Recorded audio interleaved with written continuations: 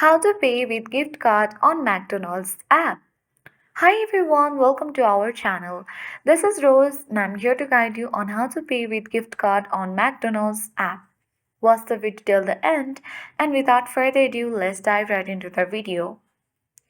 First of all, launch McDonald's app and you're wondering how you can pay with gift cards, then in this video I'm going to show you the details on it. Now, if you do not have the McDonald's app, you can simply head over to your Play Store or App Store and download the app from there. Once you have opened McDonald's app, you are going to find that there is no option to pay with the gift card or to redeem your gift card. That's because you are not able to redeem your gift cards here on the McDonald's app. The only way on how you can pay with gift card is to visit the stores. So basically you are not able to pay with gift cards while online.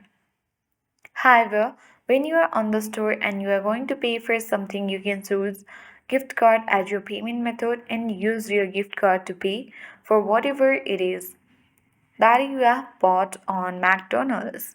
So that's it. I hope this guide was helpful. If it was, do like, share, comment, and don't forget to subscribe. Thanks for watching and see you in the next video.